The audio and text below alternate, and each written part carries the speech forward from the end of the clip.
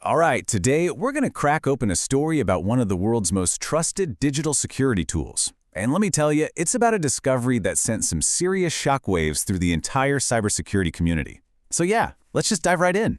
So you have these researchers from a security firm called Cyata, right? And they decide to go looking for vulnerabilities in HashiCorp Vault.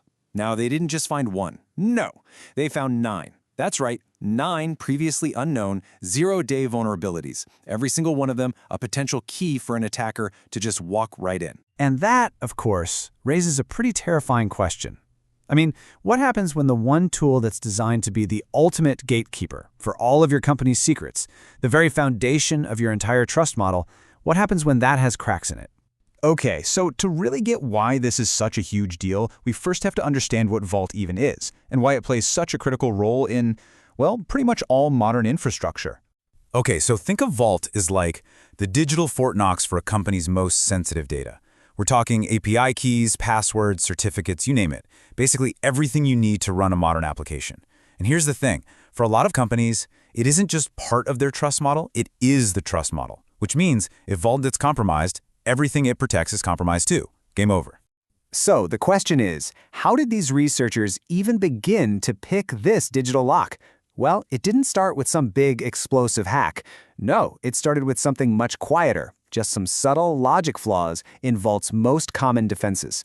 Let's follow their trail and see how they did it. They started right at the front door, the basic username and password login. And I mean, right away they found issues, 3 of them. They figured out they could actually identify valid usernames just by looking at the error messages. Then, they could bypass account lockouts just by, get this, changing the capitalization of a username.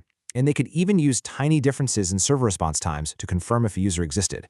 So, right off the bat, the first line of defense was just riddled with holes.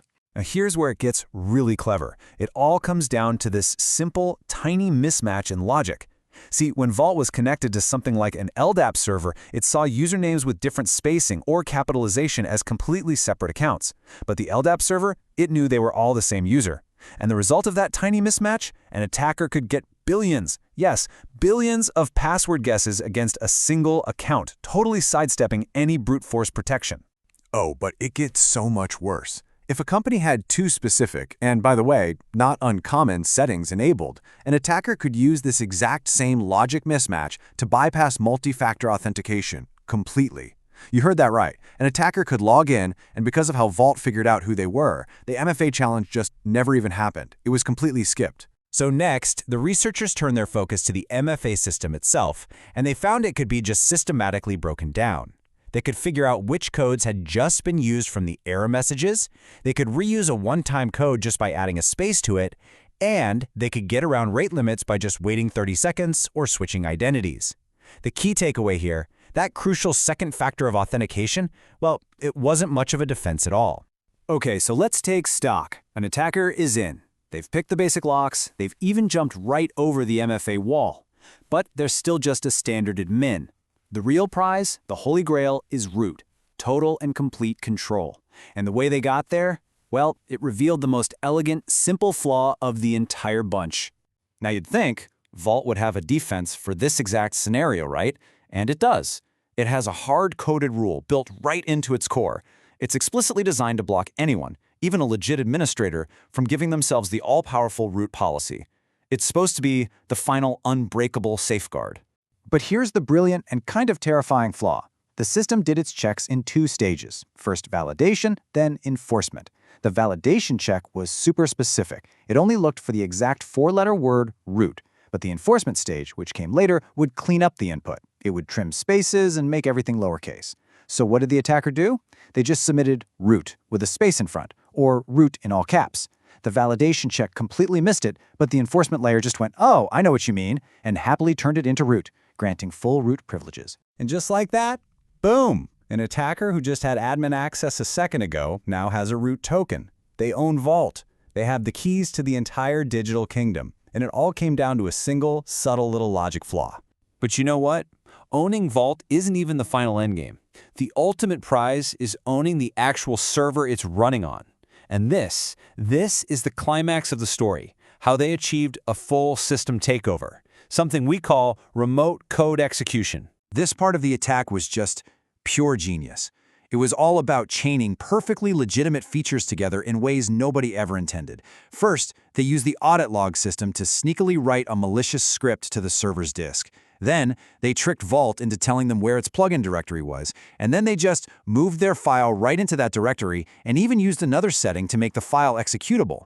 The final piece of the puzzle, they captured the file's hash, registered it as a plugin, and boom, they could run any code they wanted. And look, this wasn't just another bug. This was a truly historic finding. This was the first public remote code execution vulnerability ever reported in HashiCorp Vault. I mean, this is a tool designed from the ground up to prevent exactly this kind of total system compromise. So, what does all this mean? Let's take a step back for a second and look at the bigger picture here and the, frankly, chilling reality of these zero-day flaws. You know what's really shocking about all this? It's how long this vulnerability was just sitting there. The pieces of the puzzle that made this remote code execution possible weren't new. They were put into the code way back in 2016. For 9 years. 9 years.